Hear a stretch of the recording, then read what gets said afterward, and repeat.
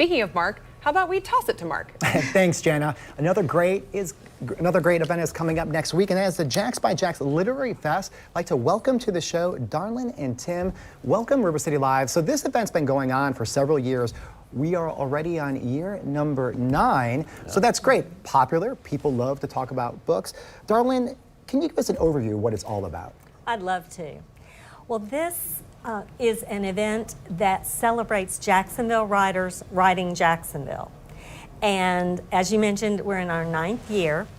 For the past 2 years, we've been at the Jesse Ball DuPont Center downtown, and we are sponsored by their program, Jax Next 100, and their Moving the Margins program. And we really appreciate their help with that.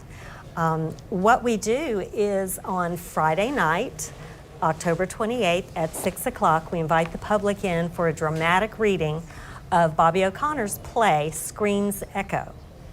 And the 9:00 Forward is going to be hosting a discussion after that. So we hope people will come out and enjoy that. Then on Saturday, it is a jam-packed day.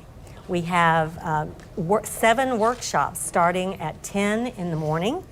And I could run through those if you'd like to hear what they are. Yeah, sure, briefly, yeah, absolutely. Yeah, so we've got screenwriting, women writing for a change, writing 2 kinds of poems, the rondelet or the bop poem.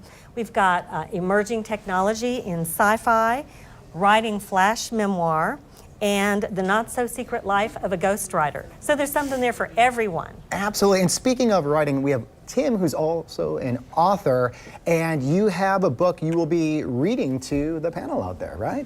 Sure, yeah. Some of my friends and colleagues and I got Jax by Jax started 9 years ago and wanted to give a platform to the city's writers to kind of let Jacksonville hear its literary voice. There's a strong writing community in this city that I think maybe a lot of people are not always aware of. So my newest book is Box Broken Open, the architecture of Ted Pappas.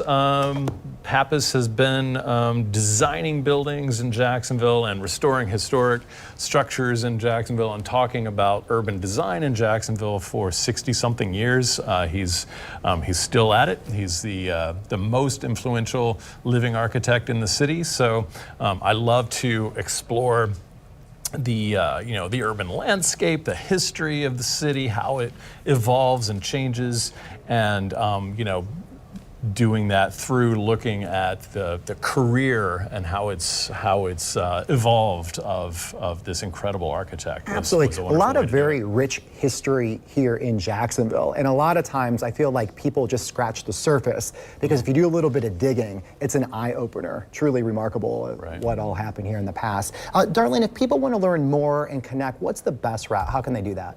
Well, they can go to jaxbyjax.com, and there's an event guide there. If they click on the event tab, that will take them right through the day. We've got 16 authors like Tim reading.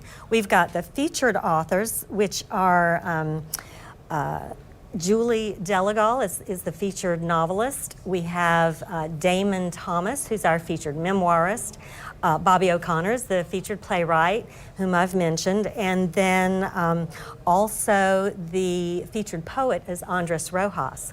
And I want to mention that Andres Rojas is going to be hosting, along with Tricia Booker, a student writing showcase in the middle of the day that goes from 12:30 to 2:30, and we have students from the Douglas Anderson School of the Arts, from FSCJ, and from UNF who are going to read their work, and 6 of them are going to win prizes, and they'll be awarded by Andres. It's the prize is named after his mentor, James Robert Cobb. And it's a way to honor the memory of Mr. Cobb. Well, thanks again for all your time and information. One more time, that website is jaxbyjax.com. Thank you. Right now we're going to send it to Jana.